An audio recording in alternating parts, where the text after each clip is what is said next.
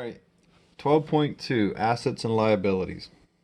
I'm gonna read a story here. If you want to get right to the lesson and skip the story, just forward to where we start talking about. Hi, everybody. So, before Brother Daryl starts his math lesson, I'm going to read to you a children's book that's a great story. Hopefully, you are not having any of the problems at home that this cat is. So, this book is called The Cat Who Wore a Pot on Her Head. There once was a cat named Bendamolino. She lived in a house on Cat Street where cats and kittens lived all together. Brothers and sisters, cousins and friends were in and out and all about. What a noisy place it was. One day, when Bendamolino was playing, she found a shiny pot. She put it on her head. Suddenly, all the noise was gone.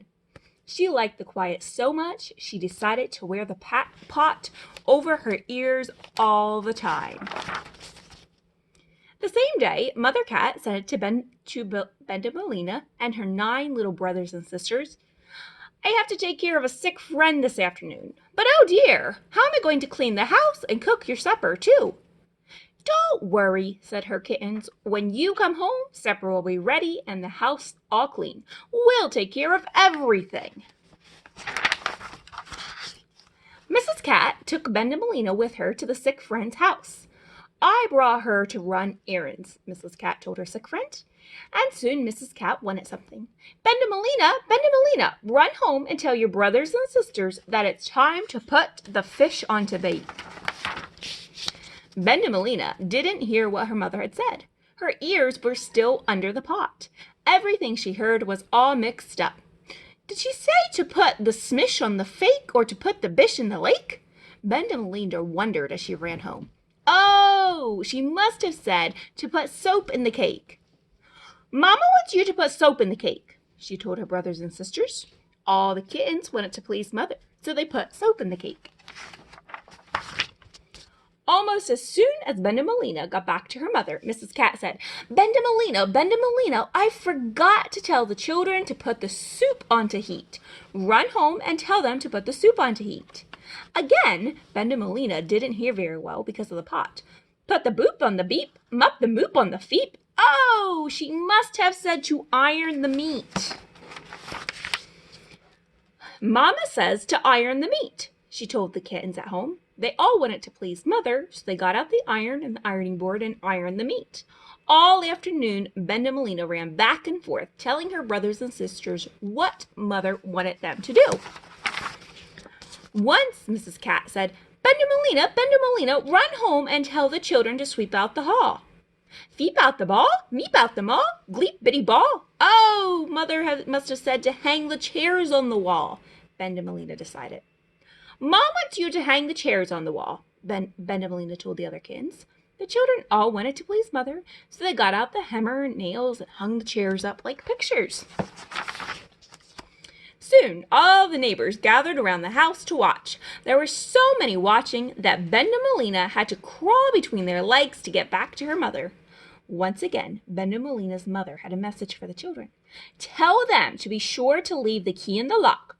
Remember, leave the key in the lock. Bendamolina raced home, saying to herself, Gleave the bee in the smock, smick the smee on the sock, sicky wee wobby cock. Oh, she must have said to sew clothes on the clock. Sew clothes on the clock, Bendamolina told her brothers and sisters, and to please their mother, that is what they did. Bendamolina again ran back to her mother. Bendamolina, supper must nearly be ready. Go tell the children to make something to drink. Mother said, Make Whiffly sink, want buffalo bink. Oh, she must have said to put a horse in the sink. When Bendamolina told her brothers and sisters what Mother had said, they asked Mr. Horse, who lived down the street, if he would stand in the sink just to please their mother. By this time, animals had come from all over to see for themselves what was happening at Mrs. Cat's house. There were big animals and small animals and in-between sized animals. Mrs. Cat was almost ready to leave her sick friend when she said, Bend a Melina, run home and ask one of your brothers to fix my chair. Up in the air, sticky pear, purple hair. By the time Bend a Melina got home, she decided her mother had said, ask in a bear. And to please Mother, the kittens asked in a big friendly bear from the crowd. Just then, Mrs. Cat came home. She saw soap bubbles rising out of the cake and meat on the ironing board ready to bake. She saw chairs on the wall and a bear in the hall. She saw the clock dressed in pink and a horse in the sink. And then under her chin, 10 kittens marched in. What is the meaning of this? Mrs. Cat cried. Surprise! Surprise! Said the kittens. They thought that they had pleased their mother. They thought they had done just what she wanted. We all did our best, they called out, but Benjamin was still mixed up. Asking the rest, she said to herself. Benjamin threw open the door and called, Everyone, come in! Mrs. Cat looked at all the neighbors and friends. She looked at Benjamin's head. Then she looked at her smiling kittens. She just couldn't stay angry. She knew it was all the fault of the pot. Everyone can stay for supper, said Mother Cat. But she took the pot off Benjamin's head and made 2 holes for ears in it. Then she put it back on Benjamin. Benjamin, give me a hug, said Mrs. Cat, and she did. And did Benjamin give her mother a bug or a rug? No, she gave her mother just what she wanted. Okay, have a good math class.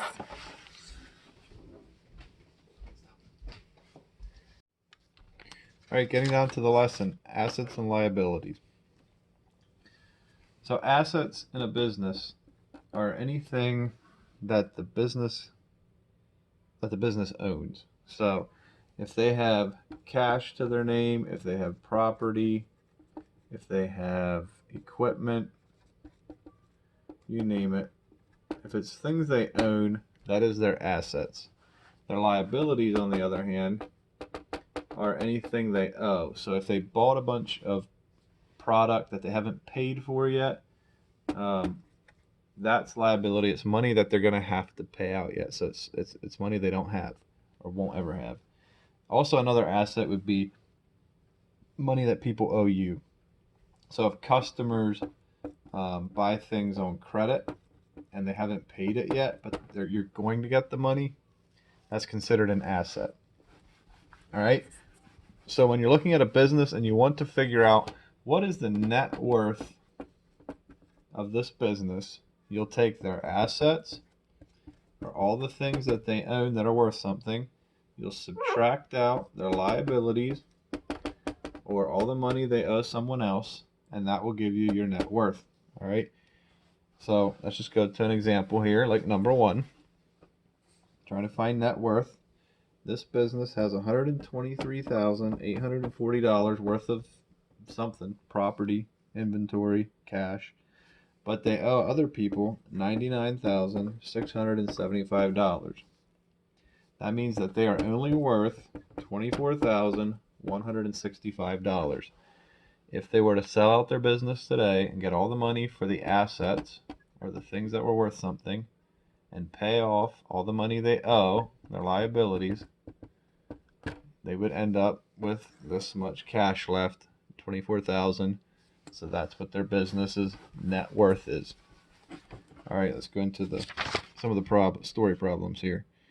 So, number 9, Pamela owns a craft shop for which she makes some of the merchandise. She has the following assets. All right, she has the following things that she owns. She has $800 in cash. She has $9,300 worth of inventory for things in her store, and she has $200 worth of supplies. All right.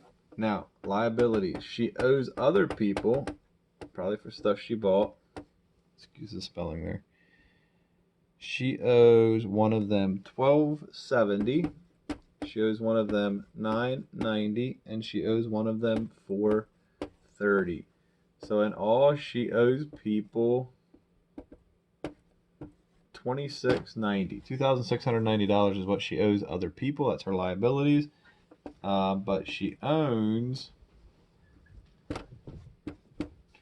$10,300 worth of stuff. So you subtract out here her liabilities, or what she owes, to find out what she's worth. And you have $7,610. That's what her business is actually worth. All right. Let's see here. Looks like a lot of them are pretty simple like that. Let's do number 15. Fast Photo has the following assets. All right, so the things that his business owns are $500 cash, $21,800 worth of property, $9,600 in supplies, but he owes other people $32,600. So add this up, and we have $31,900. But you can see here that this is what he owns. We need to subtract out his liabilities, and if you notice, he owes people more than his whole business is worth. Therefore, it comes out to negative $700 is his business net worth, which is not very good. He's going to have to start selling a lot of stuff or something. So, that is how you do that lesson. Hopefully that wasn't too confusing. Just try to make sure you know the difference between assets and liabilities, and you should be good. Any questions, feel free to ask about the lesson. Otherwise, enjoy the story.